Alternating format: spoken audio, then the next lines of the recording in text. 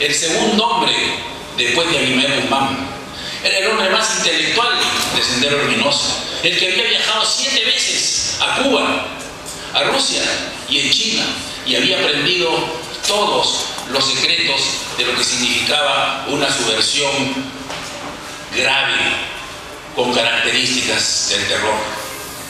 Este fue el hombre intelectual, escribió 7 libros. El hombre intelectual, el que procura el discurso de Abimael Guzmán. Entonces, cuando yo me hago cargo de la DIRCOTE, recién comprendí de que esa captura de alguna forma le había valido al gobierno de ese entonces para que me trajera aquí e hiciera lo que hicimos con él. ¿Cómo lo capturamos? Capturamos a Emilio Antonio Díaz Martínez. Lo capturamos con su amante que había llegado a Huaraz, y en 5 días estuvo.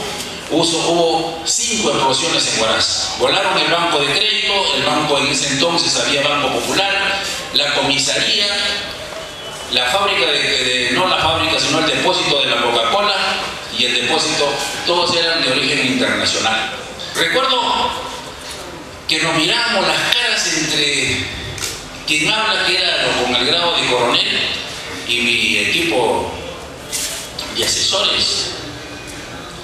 Hicimos un plan y no nos salió bien. Luego hicimos 3 planes alternos y uno de ellos funcionó.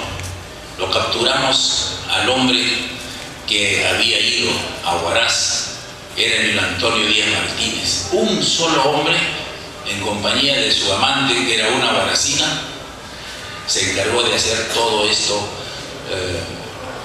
esta alteración del orden que teníamos nosotros, y en realidad aterró a Huaraz. Y llegamos a capturarlo. Lo trajimos aquí a Lima, y recuerdo que yo seguí trabajando en Huaraz. Sendero Luminoso quería unir desde el Cusco, Apurímac, Ayacucho, Junín, luego Huánuco, que ya tenía Sendero Luminoso, pero no pudo llegar nunca a Huaraz. Había Sendero Luminoso en la sierra de Trujillo, en la sierra de Chiclayo, en la sierra de Piura, pero por Huaraz no pasó. Había esporádicos atentados, volaron muchas casas, mataron a mucha gente. La crueldad de ellos, los adultos lo recuerdan. Pero en Huaraz no, porque nos encargamos de una lucha frontal con ellos. Una lucha en donde nosotros teníamos el aval del gobierno, la voluntad del gobierno, en realidad la voluntad política del gobierno de querer luchar contra el terrorismo, fue la herramienta, fue el instrumento contundente que significó definitivamente la victoria, que luego lo logramos. Desgraciadamente eso no tuvo el gobierno anterior.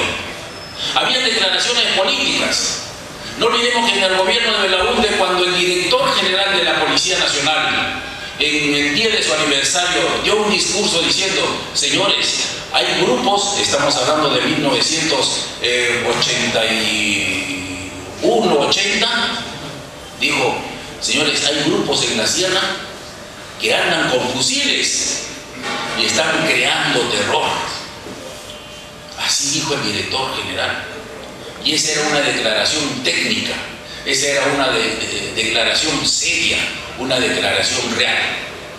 Ahora, para que comprendan cuándo es una declaración política. La declaración política no es una declaración que surge de la vida real.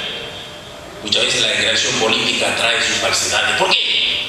Porque el gobernante o político tiene una deuda con su pueblo. Y muchas veces esas frases siempre tienen que ser un regalo de un caramelito. Belaúnde, al enterarse de lo que dijo el director sin su permiso, salió al frente y dijo: señores, eso es falso. Son avijeros los que están cruzando por los cerros y a esos hay que capturarlos. Aquí no hay terrorismo. Al día siguiente le dieron de baja al director general y lo enviaron como agregado policial a los Estados Unidos. Cambiaron el director. Y entonces la policía se quedó quieta, tranquila. como en el Perú no pasaba nada, estamos hablando de 1980, como en el Perú no pasaba nada, ellos crecieron bajo la indiferencia y la ignorancia de ese gobierno de Belaúnde de ese entonces. Eso es cierto y la historia lo repite, porque si en ese entonces el gobierno hubiera puesto fuerza y dicho que la policía lo capture ese grupo, es como cuando una ramita, cuando un arbolito va creciendo, lo hubiéramos podido arrancar de raíz en ese entonces. 1980, señores, comenzó a crecer el terrorismo. Llegó a la época del gobierno de Alan García, con mayor razón todavía creció.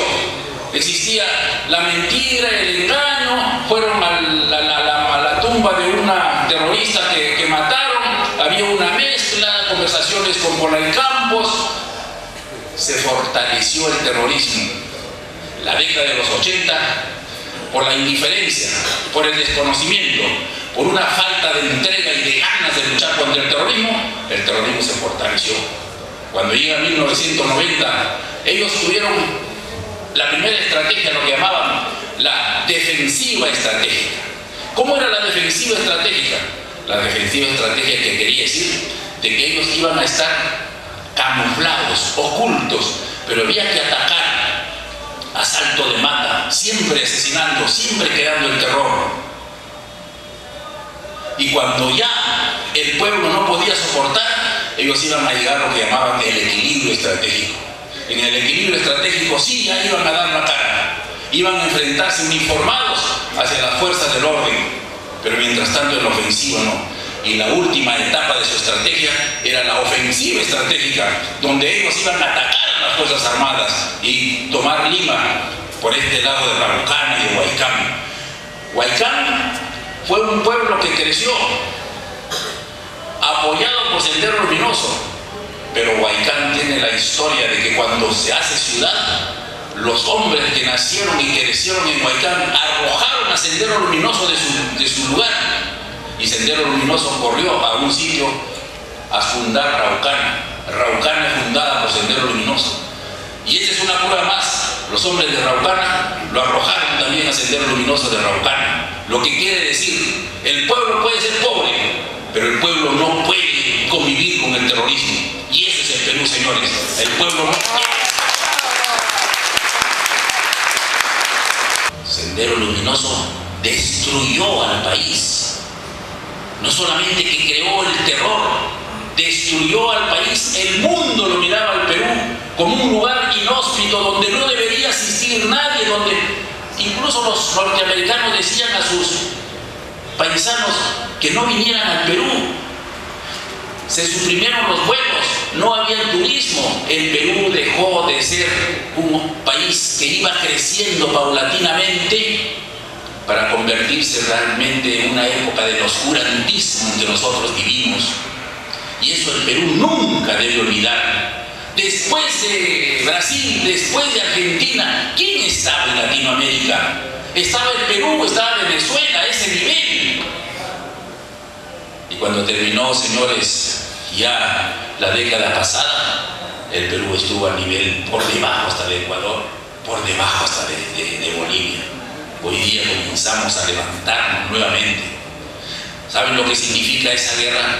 Más de 30.000 millones de dólares que se perdió solamente en términos económicos, pero aparte la fuerza moral y la confianza que se perdió, dejó de ingresar mucho dinero.